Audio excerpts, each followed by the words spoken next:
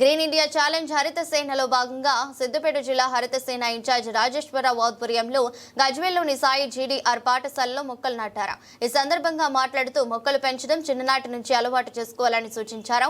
పాఠశాలలో పుట్టినరోజులకు వేరే కార్యక్రమాలు కాకుండా ప్రతి విద్యార్థి చేత ఒక మొక్క నాటించాలని పిలుపునిచ్చారు. కార్యక్రమంలో పాఠశాల డైరెక్టర్ సోమేశ్వర్ రెడ్డి, హరిత సేన రాష్ట్ర కోఆర్డినేటర్ గర్రేపల్లి సతీష్ అధ్యాపకులు పాల్గొన్నారు. అందరికీ నమస్కారం. ఈరోజు గజ్వేల్లోని సాయి జీడీఆర్ స్కూల్లోని ఈరోజు మొక్కలు నాటడం జరిగినది.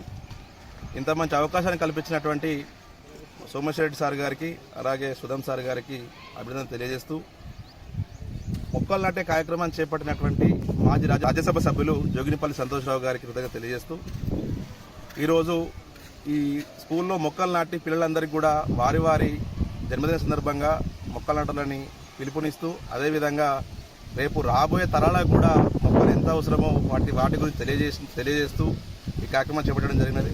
ఈ కార్యక్రమానికి వచ్చినటువంటి ముఖ్య అతిథి మా గర్రపల్లి సతీష్ గారు ధన్యవాదాలు తెలియజేస్తూ నమస్కారం. ఈ గ్రీన్ ఇండియా ఛాలెంజ్ వాళ్ళు మా స్కూల్లో ప్రత్యేకంగా ఈ చెట్టు నాటడం కార్యక్రమం పెట్టడం చాలా సంతోషంగా ఉంది. ఎందుకంటే దీనివల్ల ఈ పర్యావరణం అనేది చాలా ఈ రోజుల్లో ఈ కలుషితం అయిపోతున్న దాంట్లో ఈ చెట్ల వల్ల చాలా లాభాలు ఉన్నాయి. అంటే పచ్చని మెట్లు ప్రగతికి మెట్లు అన్నట్టు చెట్లు ఎన్ని అయితే ఉంటాయో దానికి తగ్గట్టుగా ఈ వాతావరణం కూడా కలుషితం లేకుండా అవుతుంది. పిల్లలకు కూడా ఆక్సిజన్ బాగా ఉంటుంది.